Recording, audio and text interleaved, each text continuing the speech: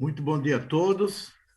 É com grande satisfação que nós realizamos a abertura do nosso colóquio de eletrocardiografia do 17º Congresso Catarinense de Cardiologia. Nós teremos a presença de 3 debatedores, que são o Dr. Alexander Dalforno, o Dr. Tiago Silvestrini e o Dr. Andrei Lewandowski.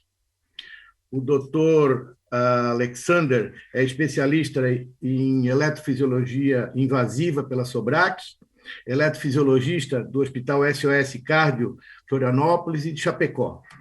O Dr. Tiago é especialista em cardiologia pela Sociedade Brasileira de Cardiologia, especialista em estimulação cardíaca artificial pela Sociedade Brasileira de Cirurgia Cardiovascular, especialista em eletrofisiologia clínica, eletrofisiologia cardíaca pela Sociedade Brasileira de Arritmias, diretor do Instituto de Ritmologia Cardíaca e doutorando em cardiologia pela Universidade Federal do Rio Grande do Sul. E o Dr. Andrei Lewandowski é eletrofisiologista pela Sobrac, pela SBC, eletrofisiologista cardíaco do Instituto de Cardiologia de São José, eletrofisiologista cardíaco do SOS Cardio, Clínica Ritmo em Florianópolis, e eletrofisiologista do Hospital Santa Catarina Cardioprime de Blumenau. E nós iremos contar também com a colaboração do Dr. André Dávila. O Dr. André Dávila, inicialmente, seria um dos nossos debatedores, mas ele teve um compromisso concomitante e não vai poder participar do debate. Mas ele teve uma contribuição muito grande porque ele enviou alguns casos que vão colaborar muito com esse nosso encontro. Essa é a primeira vez que esse colóquio de eletrocardiografia é realizado de uma forma virtual. E nós teremos uma novidade em consequência disso, é que em alguns casos nós teremos uma interatividade com todas as pessoas que estão participando. Nós teremos já, a partir do primeiro caso, alguns segundos em que vai ser realizada uma votação, após uma observação inicial do eletrocardiograma. E, a partir daí, nós solicitaremos a colaboração dos nossos debatedores. O microfone estará aberto por questões técnicas apenas aos debatedores, porque nós não temos como promover uma interatividade uma interatividade em consequência de estarmos remotamente agindo, mas as pessoas poderão colaborar através do chat, realizar suas perguntas, poderão emitir opiniões e fazer comentários que nós os divulgaremos sempre que possível. Então, vamos dar início ao nosso colóquio, mostrando o primeiro caso que está na tela. Esse caso foi enviado pelo Dr. Alexander Dalforno e nós teremos agora 30 minutos para observar esse eletrocardiograma. É importante que todos observem e, em seguida, nós daremos início a uma votação.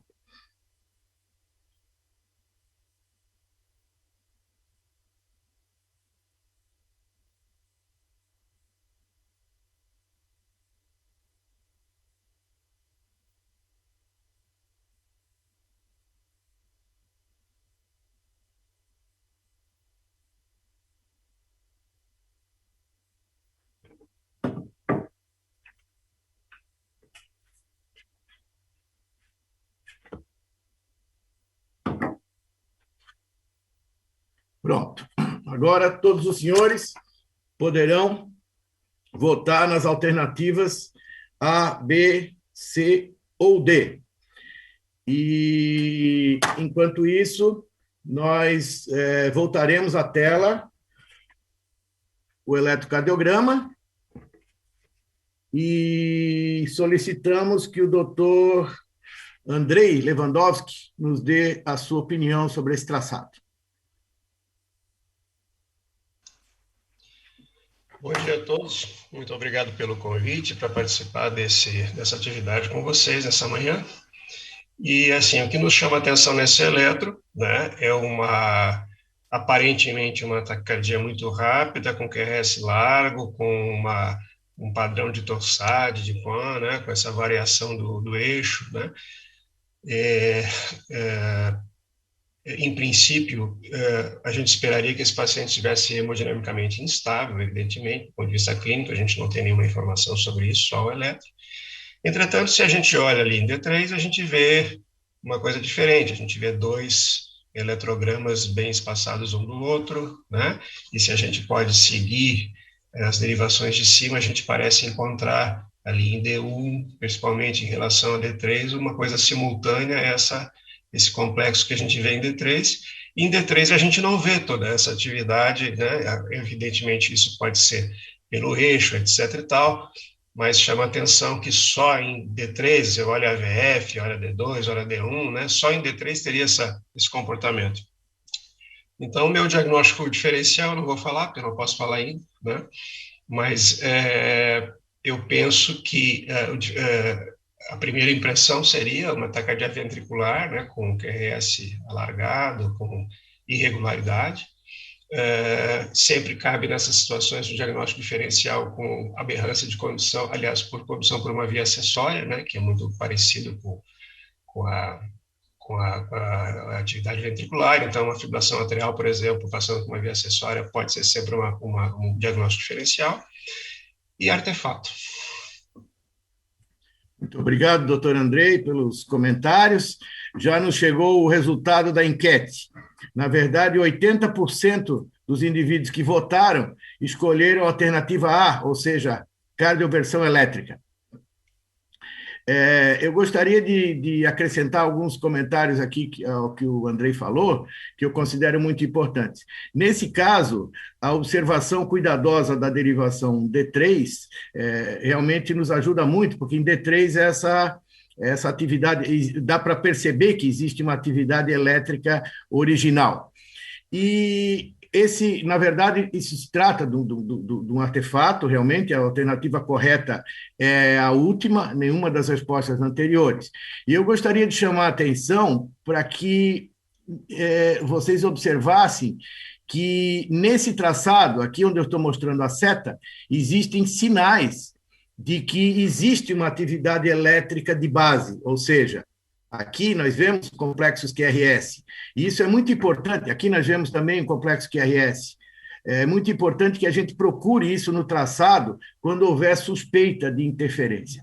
E eu gostaria também que as pessoas que, por acaso, não acertaram o diagnóstico, não ficassem com nenhum sentimento de frustração, porque é muito comum que isso aconteça. Até porque eu já mostrei isso em algumas apresentações no passado, e no ano 2000 foi capa da Circulation, um caso que aconteceu na Mayo Clinic, de um paciente que inadvertidamente foi tratado lá dentro dessa clínica, inicialmente como sendo um paciente portador de uma taquicardia ventricular muito rápida, e realmente o que se observou posteriormente é que tratava-se de uma interferência. Então, o diagnóstico diferencial deve ser observado, e é muito importante nós olharmos, porque nesse caso aqui também existe uma derivação em que existe uma atividade elétrica organizada. A gente geralmente olha para o contexto e esquece de olhar detalhes. E é muito importante aquele detalhe que eu falei de procurar um ritmo de base com QRS normais, dentro daquele traçado confuso que costuma se apresentar para nós. Bom, nós vamos... Oi? Sérgio, não esquecer de, antes de dar o choque, pegar o pulso e perguntar para o paciente se ele está bem, né? É verdade. É verdade. A gente propositadamente não falou, né, que o paciente estava consciente e não havia manifestado nenhum sinal de que tivesse hemodinamicamente instável, porque se tivéssemos falado isso, a resposta já seria muito facilitada. Bom, vamos passar agora para o segundo caso. E o segundo caso, ele nos foi cedido. Esse caso aconteceu durante essa semana. Na verdade, ele foi entregue me foi entregue pelo nosso residente, por um dos nossos residentes, o Tiago, Tiago Gonçalves Pereira, e foi um paciente que ele foi chamado um pouco depois da meia-noite para atender durante o seu plantão. Ele foi chamado na enfermaria porque uma paciente que estava internada para a clínica médica com suspeita de pancreatite, tinha uma história de hipertensão arterial, diabetes, já havia feito uma revascularização miocárdica em 2006, e ela havia iniciado com um quadro de dispneia e epigastralgia. No exame físico não havia alterações importantes, a pressão era 90/60, frequência 172. E isso foi o que me encontrou. Foi rodado um eletrocardiograma, e o eletrocardiograma é esse que está aqui na tela. E eu gostaria que todos os senhores observassem com detalhes, com cuidado esse traçado, porque nós daremos também agora início a uma nova votação. Qual a conduta? Letra A, cinecoronariografia imediata. B, cardioversão elétrica. C, adenosina. D, anticoagulação. A votação está aberta e, enquanto isso, eu gostaria de solicitar os comentários do Dr. Alexander. Oi, Sérgio. Bom dia a todos aí, pessoal do Congresso. Obrigado pelo convite. Então, as minhas considerações iniciais sobre esse eletro, o que eu acho que a gente tem que começar a analisar? Primeiro, a frequência é extremamente alta. Então, no meu ponto de vista, trata-se de um ataque cardíaco com o complexo QRS, eu chamaria de estreito, inicialmente porque o início do QRS tem uma ativação muito rápida, sugerindo que seja uma condução pelo próprio sistema de condução e não uma taquicardia originada do músculo, que a gente chamaria aquelas taquicardias de QRS largo, pensando numa taquicardia ventricular. Então, eu chamaria de uma taquicardia de QRS. Pensando nisso, o que chama bastante atenção, junto com a taquicardia, são alterações da repolarização difusa, principalmente em V1, V2, com infra de V3 a V6, e na parede lateral aqui em AVL e D1 também. Isso poderia corresponder a uma sinocorana aguda junto, com alterações eletrocardiográficas que sugeririam isquemia. Mas pensando no contexto e olhando todo o eletro, assim, apesar de eu realmente não sei o diagnóstico, eu diria, o que me chama a atenção é D3. D3 tem uma onda em que o QRS é muito pequenininho e uma onda sinusoidal que sugere um flutter atrial com resposta rápida, com alterações da repolarização, para mim, secundárias a uma pericardite, como tem uma pancreatite ali, alguma coisa associada a isso. Não estou dizendo que não é isquêmico, mas não me parece um isquemia miocárdica. Doutor Tiago, gostaria de tecer algum comentário?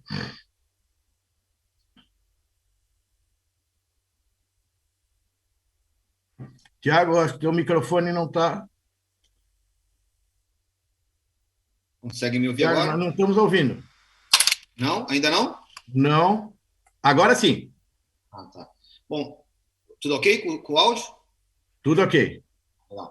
Tirei o fone aqui, talvez seja esse o problema. Eu acho interessante as considerações do Alexander, eu concordo também. A gente não consegue, né, ver onda P na frente de cada QRS, isso chama atenção, é uma frequência bastante elevada. Em relação à largura do QRS, tem uma largura, é um pouco alargado, mas as considerações do Alexander, eu concordo, nos faz pensar que é uma taquicardia de QRS um pouco alargado, mas, a princípio, ela chega aos ventrículos via sistema de condução normal. Em relação à pericardite, é uma boa possibilidade dentro desse contexto, chama atenção que o V1 geralmente ele é poupado, né? E aí está suprado também. Então, acho que o V3 ok, essas considerações são adequadas, mas chama atenção esse V1 assim, bastante suprado. Andrei? Bem, Eu concordo com a análise do Alexander e do Tiago, né? A única coisa que me chamou um pouco a atenção foi a onda Q em D1, né? Muito profunda, né? Um QR ali que não é muito comum. Claro que isso pode ser pelo eixo, etc e tal, mas a gente vê uma Q muito importante em D1, D2, né? A VF nem tanto, mas a onda Q bem presente aí nas derivações periféricas, né? Eu acho que uma alteração eletrolítica também poderia estar contribuindo, né, para essa alteração do ST, a paciente que está com esse quadro de pancreatite, não é incomum que a gente tenha distúrbio hidroeletrolítico, acidose, etc e tal. Isso pode estar afetando bastante aí o QRS, principalmente o ST, né? Mas eu concordo que a minha primeira hipótese seria um ritmo supraventricular, seja flutter ou não, né? E se o paciente estivesse relativamente estável, ali a pressão de 9/6, a adenosina poderia ajudar realmente a fazer o diagnóstico diferencial. Caso o paciente estivesse muito mal, né, a cardioversão seria realmente indicada. Bom, enquanto o Tiago atendia o paciente, foram solicitados alguns exames e logo em seguida foi rodado um novo eletrocardiograma e eu gostaria de mostrar esse novo eletrocardiograma. Antes de mostrar o eletrocardiograma, eu gostaria de dar o resultado da enquete que nós fizemos.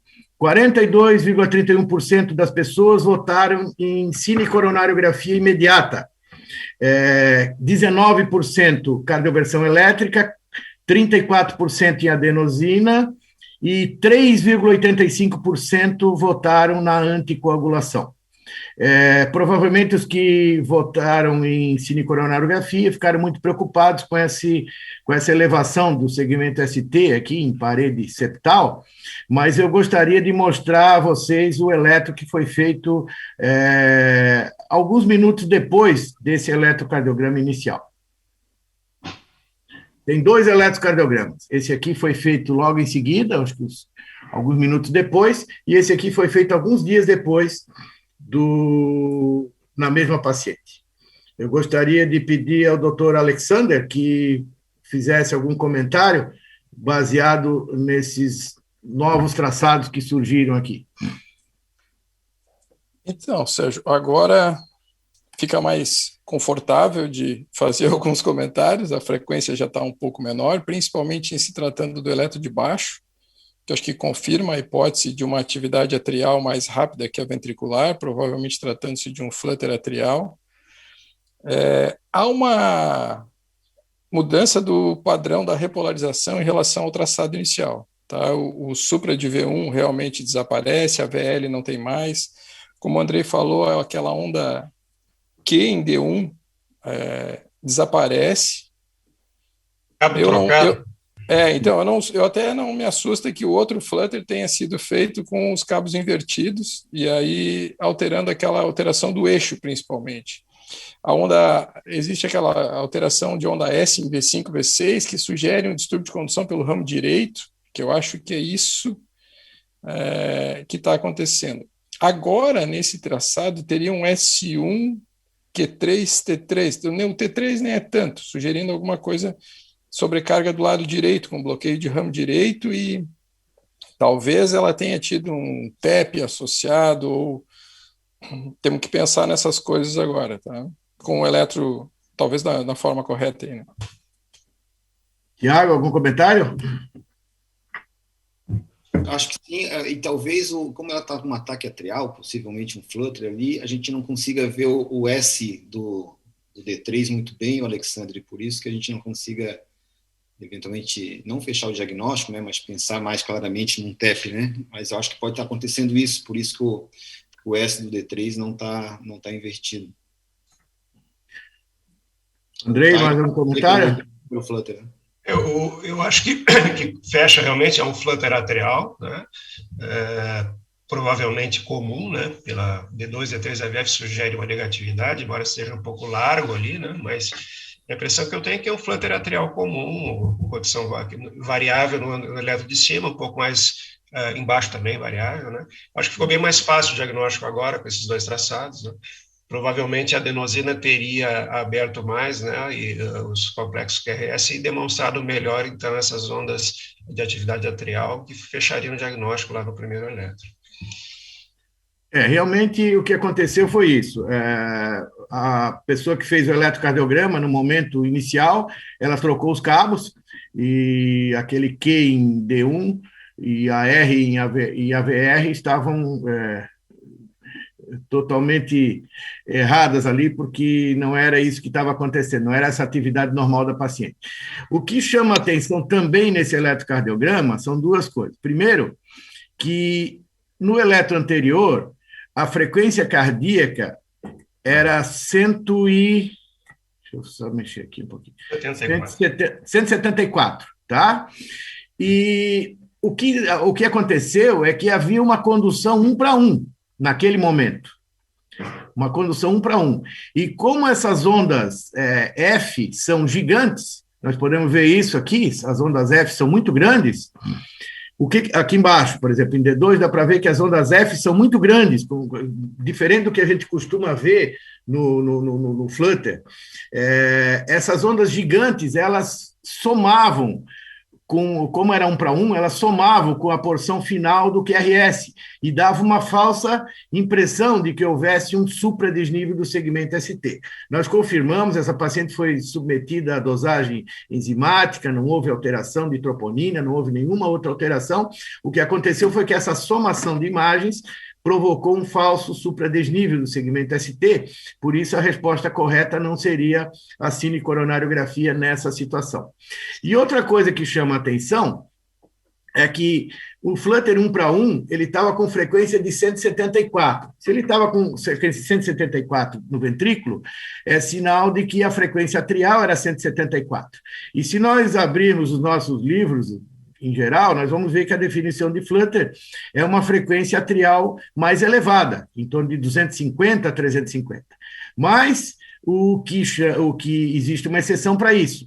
São pacientes em uso de medicação e pacientes que têm átrios muito grandes. E isso foi confirmado, essa paciente trazia consigo alguns exames prévios, e já há muitos anos ela apresentava átrios muito aumentados, e esse flutter atrial, na verdade, era um flutter atrial crônico, que ela já tinha há mais tempo, e, por isso, a resposta correta nesse caso seria realmente a anticoagulação, que é o que foi feito, além do tratamento da doença de base, para depois se avaliar a conduta com relação ao flutter.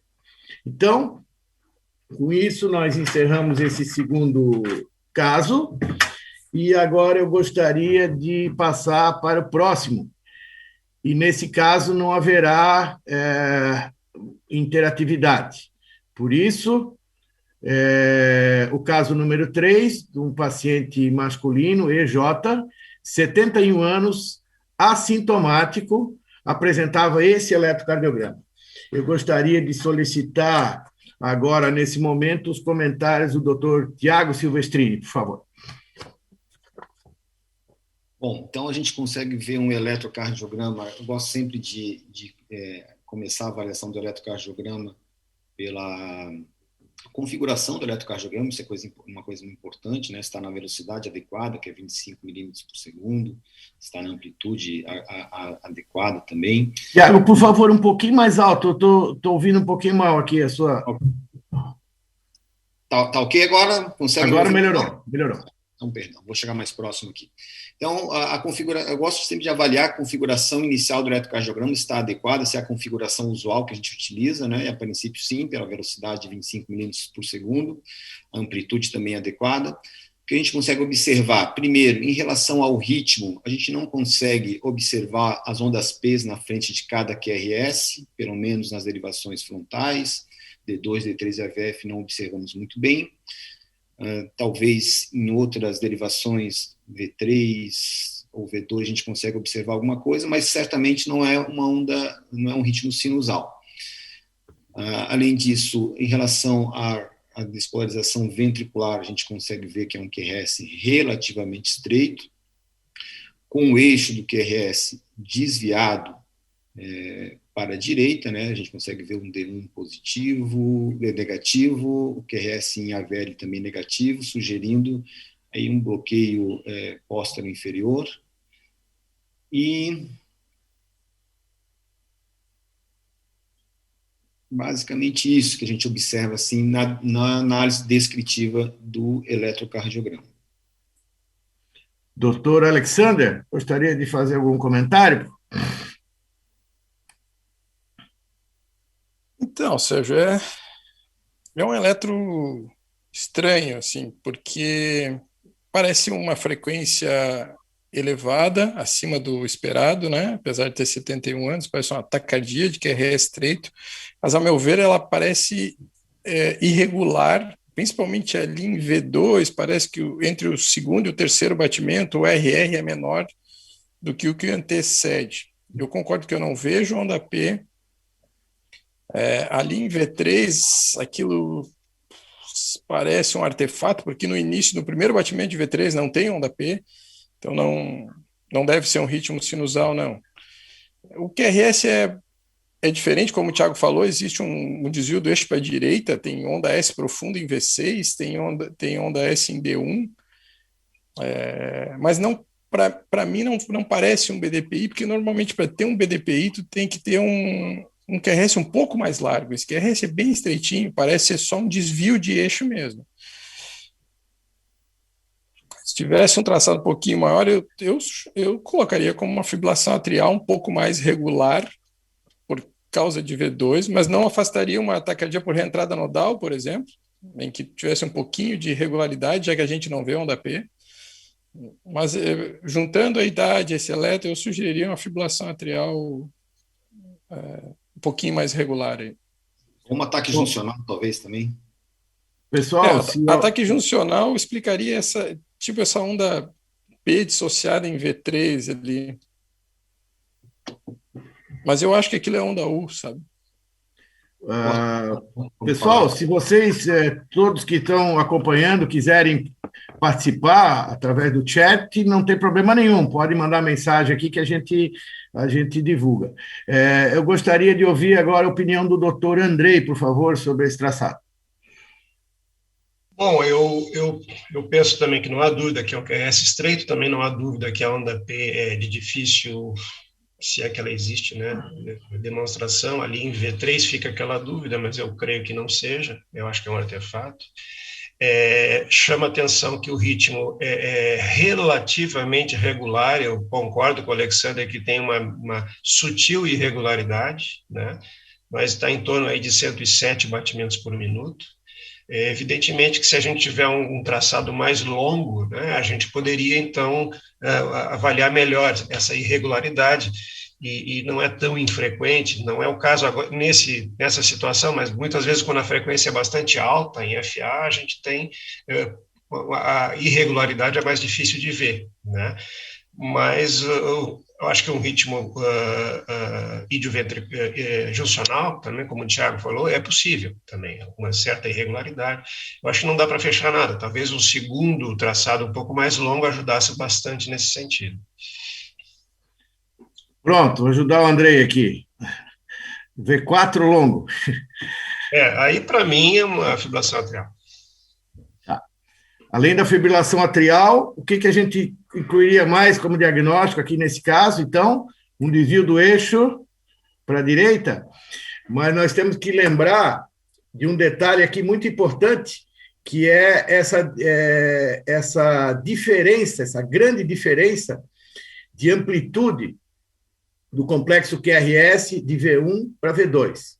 Esse sinal aí foi descrito como sinal de Peñalosa-Tranchese, e o que explicaria nesse caso seria um exame ecocardiográfico que foi feito, mostrando que ele tem um volume de átrio direito de 80 ml por metro quadrado.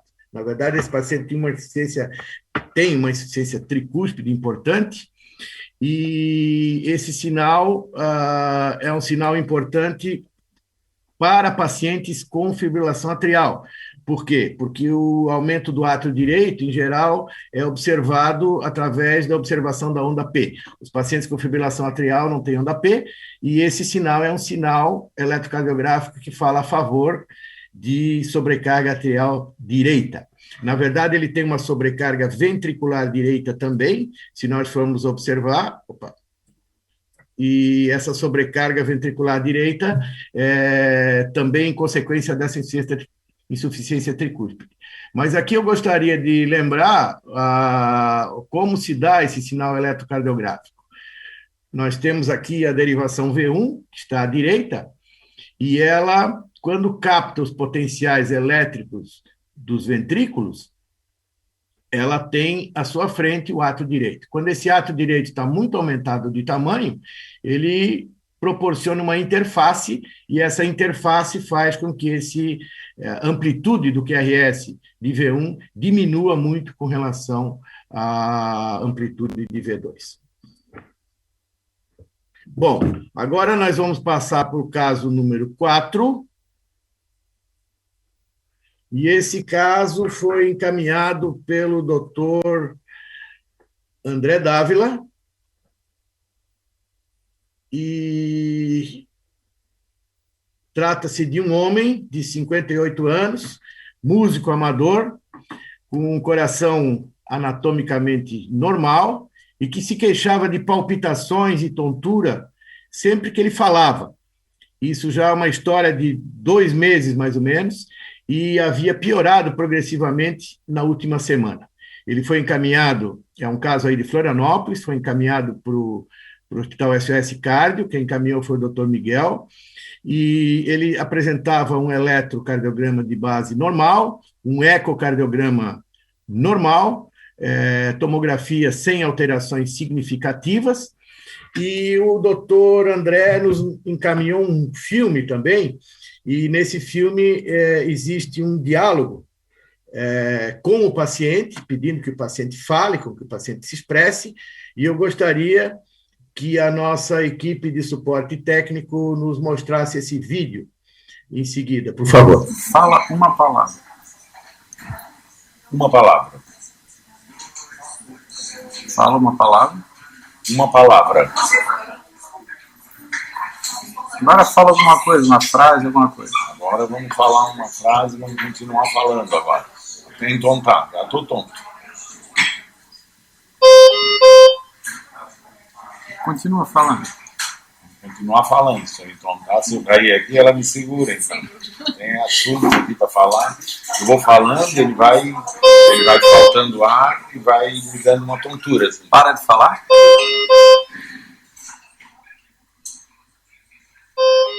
Fala uma palavra. Uma palavra.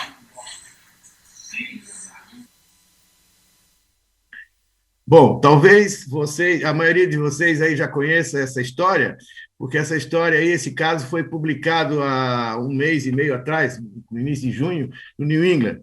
O André Zimmermann, que é o filho do nosso querido amigo Leandro Zimmermann, publicou esse caso junto com o André no New England, e é um caso extremamente interessante, que tratava-se de uma estimulação vagal por uma compressão do nervo laríngeo recorrente, que resultava numa automaticidade anormal e uma ativação de atividade trigada. Os sintomas melhoraram muito com o uso de de metoprolol, e os sintomas desapareceram, por isso não foi necessária nenhuma intervenção. O doutor Andrei gostaria de fazer algum comentário com relação a esse caso? O comentário é que é um caso impressionante, nunca ninguém ouviu falar de coisa semelhante, né? E interessante, eu acho que o mais interessante foi a evolução espontânea, né? Depois que primeiro a resposta ao beta-bloqueador, indicando talvez algum tipo de mediação adrenérgica, apesar que a fisiopatologia ali, aparentemente, pelo menos pela interpretação dos colegas, estaria mais ligado à atividade vagal, né? Mas a resposta ao beta-bloqueador foi muito boa, desapareceu a taquicardia, e depois, quando suspendeu a droga, o problema não retornou, né? Então, a gente fica pensando o que pode ter acontecido, né, para explicar esse fenômeno. Realmente não tem muito o que discutir, é uma coisa, um achado, né, meio raro, duvido que alguém tenha ouvido falar disso antes, talvez vá passar muito tempo para a gente ver alguma coisa semelhante depois, né? Ô, Sérgio, posso fazer um comentário sobre esse caso? Agora, com os dias de WhatsApp aí. Esse caso correu o mundo em vários grupos de eletrofisiologia, e aí começou a aparecer algumas coisas semelhantes. Parece que há uns 7 ou 8 casos publicados na literatura, e um médico da Rússia mandou um caso em que eles fizeram um estudo eletrofisiológico com o paciente acordado. Ele falava e existia um foco dentro de uma das veias pulmonares, que era a superior esquerda, porque o traçado ali parece uma fibrilação atrial. E foi proposto para ele um isolamento dessa veia e depois refeito os testes com ele acordado depois. E realmente, no caso dele, foi necessário fazer isso, identificar o foco durante a fala para ser isolado, como se fosse uma ablação de fibrilação atrial parcial, assim, isolando só uma veia. Mas são 7, 8 casos no mundo, é coisa bastante rara isso. Realmente é muito interessante. Doutor Tiago, algum comentário? Não, eu lembro que a gente teve um caso quando eu estava na residência lá em São Paulo, na Beneficência Portuguesa, ali em 2004, 2005, que lá com o Dr. Silas, tinha um caso semelhante quando o paciente ria. Quando ela tinha uma gargalhada, alguma coisa assim, ela tinha sintomas de palpitação, só que não foi feito registro, não foi feita publicação disso, mas a gente tem essa lembrança desse caso naquela ocasião, que quando começou a rodar nos grupos de WhatsApp, chegou no nosso grupo lá dos ex-residentes da Beneficência Portuguesa e foi relembrado esse caso. É uma coisa bastante inusitada, né? Bastante inusitada. Realmente. E fazer esse diagnóstico exigiu, e o registro, né? Bastante esperteza aí da inteligência dos colegas, foi bem interessante. Vamos passar agora para o caso número 5. Esse caso foi encaminhado pelo Dr. Andrei. Trata-se de uma paciente feminina, VCB, 51 anos, há 2 anos encaminhada por cansaço, disfunção ventricular ao eco, fração de ejeção de 50%, VE de 64 milímetros, átrio esquerdo 35 milímetros, na ressonância o VE 73 milímetros, fração de ejeção 30%, sem realce tardio. No Holter, em uso de amiodarona e metoprolol, ela apresentava 20% de extrasístoles ventriculares e havia predomínio de uma morfologia. Foi proposta ablação, que foi adiada por paucidade de arritmias no procedimento, com múltiplas morfologias. Esse é o traçado. Eu convido o doutor Tiago para fazer os comentários sobre esse eletrocardiograma.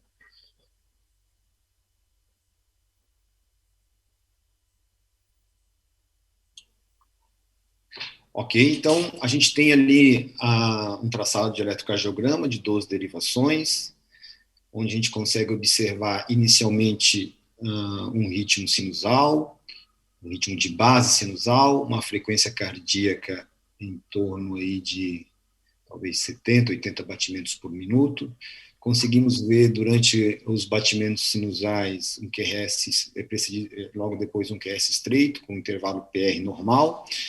E chama a atenção que o terceiro complexo, a gente vê uma extrasístole com um padrão com eixo para cima, né, de uma despolarização de baixo para cima, a gente consegue ver D2, D3 e AVF negativo, a gente consegue ver em D1 e AVL esse QRS mais positivo, e nas precordiais um QRS relativamente estreito desse batimento fora de ordem dessa extrasístole. Logo depois a gente tem novamente um ritmo sinusal, mais uma extrasístole com uma morfologia distinta da primeira extrasístole, e depois, na sequência, um acoplamento de uma outra extrasístole, com aquela morfologia semelhante ao do primeiro extrasístole. E assim segue o eletro, com 2 batimentos sinusais e mais uma outra extrasístole. Então, a princípio, é um ritmo sinusal, com um paciente com extrasístoles ventriculares. Talvez não dá para dizer se está bigeminado ou trigeminado, porque tem uma outra extrasístole ali no meio, diferente das outras extrasístoles mais frequentes. Então, a análise descritiva desse eletrocardiograma, em relação quando o ritmo está sinusal, a gente não consegue ver nenhuma alteração importante na repolarização, aparece talvez uma sobrecarga de ventrículo esquerdo, talvez uma sobrecarga de volume do ventrículo esquerdo, mas, a princípio, a análise descritiva do eletrocardiograma seria essa. Doutor Andrei? Sim. Bom, esse caso eu enviei com o objetivo de mostrar para vocês um tipo de extrasístole que não é assim tão comumente observada, né? Então, normalmente, esses casos de taquicardia, miopatia, disfunção ventricular secundária, a arritmia ventricular frequente, né? Normalmente na faixa aí de 15%, 20% de extrasístoles nas 24 horas, né? Que costumam ter uma chance maior de evoluir para uma disfunção ventricular, com dilatação, etc. A gente costuma ver uma morfologia que mais comumente é de via de saída, né, de ventrículo esquerdo ou direito, geralmente direito, e com isso a gente vê um eixo para baixo, D2, D3, AVF é positivo, que não é o caso, né? Menos comumente, a gente também vê extracístoles ventriculares que vêm da região do músculo papilar, e aí nós temos também uma positividade V1, V2, uma negatividade a partir de V4, V6, né, e podemos ter uma origem de baixo para cima também, né, com eixo para cima. Nesse caso, chama atenção, primeiro, as duas setas mostram que não é uma morfologia única, né? A gente tem aí uma outra morfologia, que não é, mas a que predomina, que está no vermelho aqui, e que nós temos, então, a presença de um RS em D2, não é puramente negativo em D2, né? D3 é bem negativo, a VF tem um pequeno R também, e a gente vê aqui de V1 para V2 uma coisa interessante, para quem acompanha bastante casos de Wolff-Parkinson-White, a gente quando vê essa de negativo para positivo abruptamente em V1 para V2, a gente logo pensa numa via acessória póstero-septal, né? Então, essa extracístole ventricular aponta para a origem na região póstero-septal, né? E provavelmente à esquerda, né? Não sei se o Sérgio botou mais algum na frente, né? Mas essa extracístole estava justamente, ela foi acessível para ablação dentro do seio coronário, né?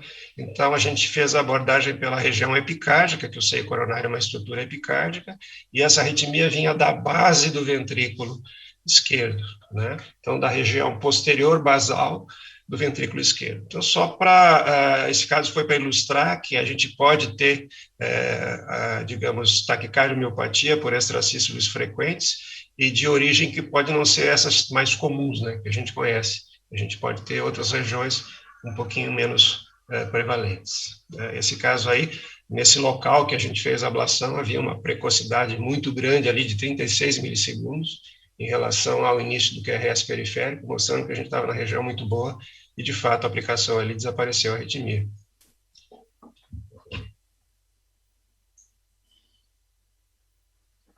Pronto. Eu só gostaria de avisar o pessoal da Promotes que eu não estou, o meu chat não está recebendo, só está recebendo mensagens internas aqui dos participantes. Eu não estou com acesso ao chat se está havendo alguma pergunta, algum comentário do pessoal da audiência. Se eles puderem me transmitir isso aqui, por favor. Vamos para o caso número 6. O caso número 6 vem de Itajaí e se refere a uma paciente de 68 anos, portadora de marcapasso cardíaco por bloqueio AV total há 16 anos, apresentando episódios de síncopes recorrentes nos últimos 3 meses. O exame físico não tinha alterações, o eletro com um padrão de estimulação cardíaca artificial, raio-x sem alterações e a telemetria de marcapasso normal. E esse era o traçado. O doutor Andrei, por favor, poderia comentar o traçado? Bom, o que chama atenção de cara é o bloqueio AV total, né?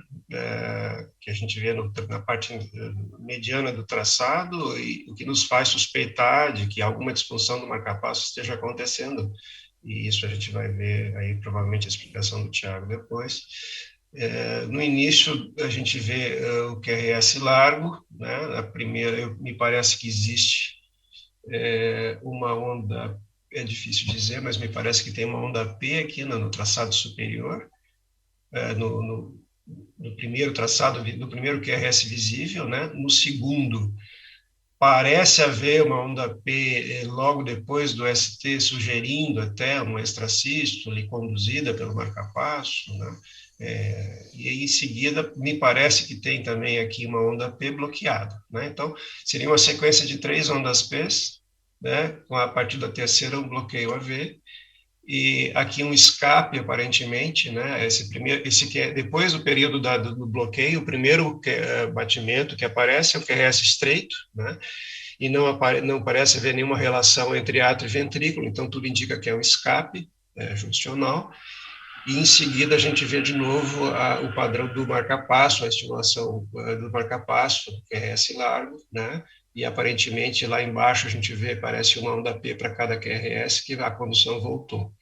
Então, aparentemente, é uma condução atrioventricular que pelo marcapasso, que intermitentemente ela se perde. E o motivo, talvez, um deslocamento do eletrodo com a respiração, alguma coisa do gênero, mas esse marcapasso, ele entra e sai, né? Ele funciona, a hora não funciona.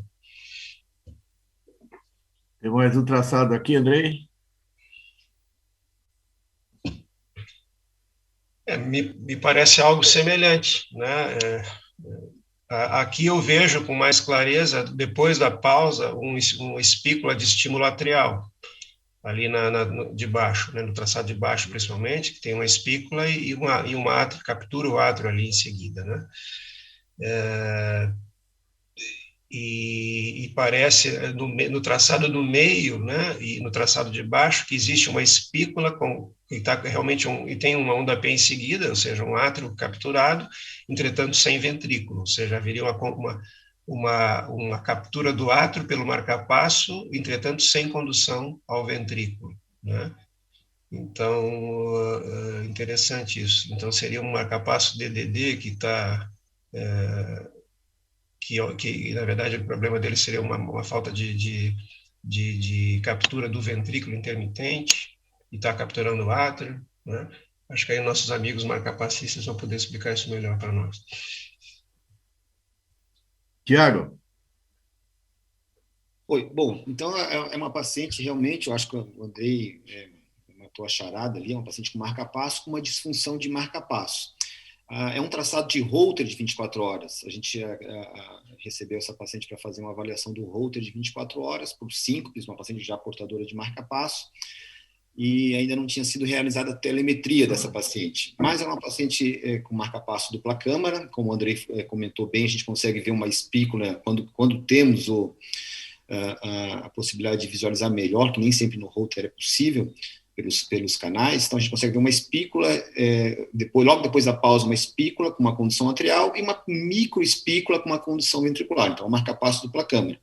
Só para lembrar que o Holter de 24 horas, geralmente são 3 canais. O canal 1, ele simula mais ou menos o V1 do eletrocardiograma. O canal 2 simula mais ou menos o V5 do eletrocardiograma de 2 derivações. E o canal 3 é uma derivação própria ali do Holter. O que a gente chama, sempre quando a gente vê uma pausa no paciente com marcapasso, a gente tem que pensar em 2 problemas, né, básicos. Ou está tendo uma falha da captura, ou seja, o marcapasso lança a espícula ventricular e ela não é capaz de despolarizar o ventrículo por um aumento do limiar de comando, ou a gente pode pensar que está tendo uma falha de sensibilidade, ou seja, o marcapasso está sentindo algum artefato, algum hipotencial ou um artefato de uma possível fratura de eletrodo. O marcapasso interpreta aquilo ali como um batimento próprio do paciente e não lança espícula. Então, quando o marcapasso está programado num modo bipolar, que esse é o caso, a gente não consegue ver muito bem as espículas. Mas mesmo assim aqui, principalmente na pausa, na onda P do meio, não sei se vocês conseguem enxergar a minha movimentação do mouse, não, né? Não. Pode falar que eu mostro aqui. Um batimento anterior, então. Um batimento anterior a esse. Na P que está bloqueada do meio ali, por favor. Aqui? Isso. A gente consegue ver uma espícula pequena, logo em seguida uma onda P, e a gente não consegue ver uma espícula ventricular logo depois da onda P, onde deveria ter. Isso acontece repetidamente nos vários traçados onde mostrou essa pausa. Então, o que acontece? O marca-passo está sentindo alguma coisa que não é o coração e não está lançando a espícula para estimular o coração. Então, ele está tendo um oversense de alguma coisa. A gente foi fazer a avaliação do marca-passo pela telemetria e toda vez que a paciente mexia o braço direito, onde tinha o marca-passo, aparecia um ruído no canal ventricular que fazia com que o marca-passo ficasse inibido. E a gente diagnosticou, então, uma fratura de eletrodo dessa paciente, que foi encaminhada primeiro para uma reprogramação aguda do marca-passo, encaminhada para troca do gerador. Desculpa, troca do eletrodo, perdão. Aí a gente mudou, então, a programação, deixou em unipolar tudo, fica mais fácil de ver as espículas, né? E aí a gente aumentou a energia e deixou o marca-passo cego, para não sentir aquelas interferências. Então, voltou a estimular normalmente, mas o tratamento é a troca do eletrodo. Tiago, com que percentual aproximadamente o raio-x detecta essa fratura? Raio-x de tórax. É muito difícil, porque às vezes a fratura ela é muito.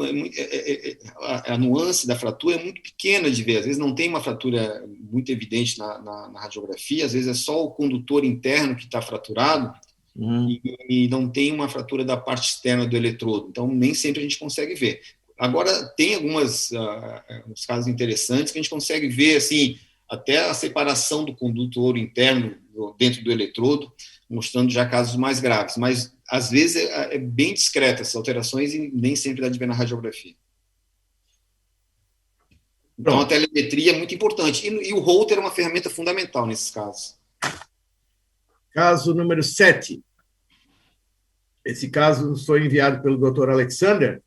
E eu gostaria que o Dr. Tiago fizesse os comentários. Bom, então a gente vê ali inicialmente, a gente consegue ver onda P. Para cada onda P, a gente não consegue ver um QRS correspondente. Então, existe um bloqueio atrioventricular. A gente consegue ver um escape do QRS, um escape relativamente estreito, com um padrão de repolarização alterado por um supradesnivelamento do segmento ST em D2, D3 e AVF, com uma imagem recíproca em V1, V2 e V3. A gente pensaria inicialmente numa síndrome coronariana aguda, com bloqueio atrioventricular total, possivelmente, em 80% dos casos, isso aí está ligado à coronária direita. Essa é a imagem que eu consigo observar inicialmente. Andrei?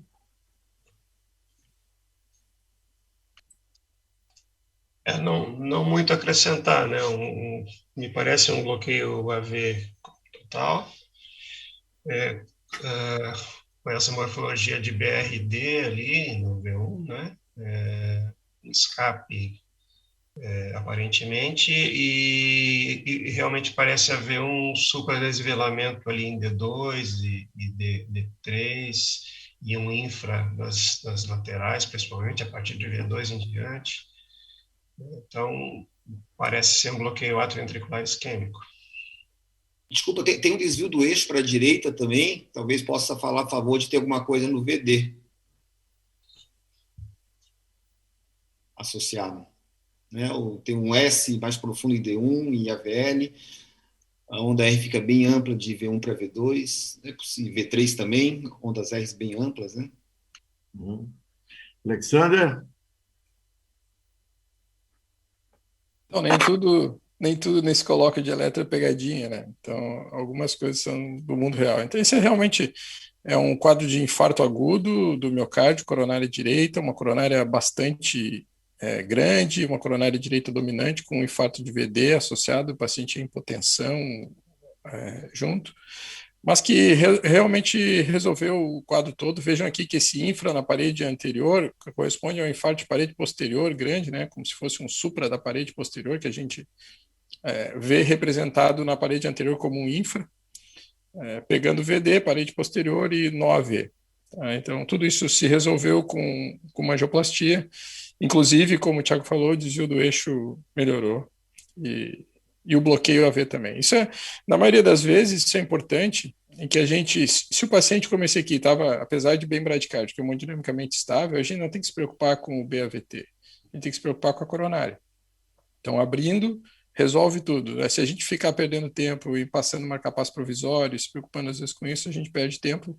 E se demorar para abrir a coronária, talvez a condição AV não se recupere. Então, quanto mais precoce a gente abrir, maior a chance de resolver tudo, né? Músculo e condução. Caso número 8. Doutor Tiago, por favor.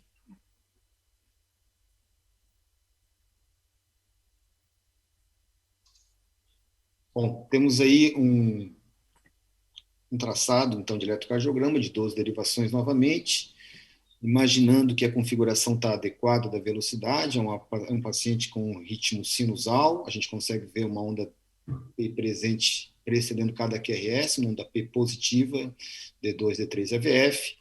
Conseguimos observar também um atraso da condução entre a onda P e o QRS, denotando aí um atraso da condução atrioventricular, por um bloqueio atrioventricular de primeiro grau. Conseguimos observar também em V2 já uma R ampla, conseguimos observar no V1, no traçado de longa duração, é um ritmo também bradicárdico, né, sinusal, e a gente consegue observar uma extrasístole, e logo depois da extrasístole a gente consegue observar que esse intervalo PR fica um pouquinho mais prolongado, talvez até por uma condução oculta do ventrículo, ou a onda P do próximo batimento depois da extrasístole invade o nódulo ventricular num período relativamente refratário ainda, aumentando esse intervalo PR. Tem alterações difusas da repolarização ventricular também, mas basicamente é isso que eu enxergo nesse eletrocardiograma. Alexander? Oi, Sérgio. Bom, eu estava tentando contar aqui, mas eu concordo com o Thiago, eu acho que é uma bradicardia sinusal. A onda P parece vindo do nosso sinusal mesmo, é positivo em V1, V2, V3, V6, positivo em D2, D3, EVF, é um ritmo sinusal, bradicárdico, com um atraso na condução AV, o PR é prolongado, e a nítida me chama a atenção duas coisas, só essa transição de V2 para V3, que não é esse habitual, ter uma onda S em V3, se os eletrodos estão na posição habitual, e uma alteração da repolarização em V4, sugerindo ali um Osborne, mas é a única alteração. E aí, essa extrasístole ventricular, que ela se interpola aqui, eu estava contando os quadradinhos, por isso que eu estava diminuindo aqui, para ver se antecipava essa onda P pós-extrasístole ou não. Parece que o intervalo é o mesmo, então esse prolongamento do intervalo AV que acontece no batimento pós-extrasistólico é só por uma condução retrógrada oculta para dentro do nó AV, o que lentifica a condução do próximo batimento, e depois, quando não tem extrasístole, a condução AV se faz de forma normal para esse paciente, normal com BAV de primeiro. Andrei? Eu não tenho nada a acrescentar, a não ser que, na verdade, deveria ter ali a velocidade do traçado, para a gente ficar mais tranquilo em relação a se é 25, se é 50, né, que isso pode confundir. Fora isso, eu concordo tudo com o Alexandre. Se fosse mais rápido, o QRS estaria mais largo também, né? O QRS está bem estreitinho, acho que a velocidade é normal. Esse caso foi encaminhado pelo Dr. André Dávila, e a hipótese diagnóstica que ele me enviou foi de que fosse um paciente com BAV de primeiro grau e que tivesse uma extrasístole ventricular, provocando uma condução oculta, e esse alargamento ele atribuiria a hipótese de uma dupla via nodal, que tivesse conduzido por uma via lenta. Bloqueou na via rápida, passou pela via lenta. É uma possibilidade. Exatamente. Essa foi a hipótese diagnóstica dele. Bom, eu gostaria de agradecer imensamente aí os nossos debatedores, dizer que foi uma grande satisfação participar desse colóquio, e agradecer e cumprimentar a comissão organizadora pelo excelente congresso que está acontecendo, e nesse momento nós damos por encerrado esse nosso colóquio de eletrocardiografia. Muito bom dia a todos. Obrigado, bom dia a todos aí. Bom dia a todos.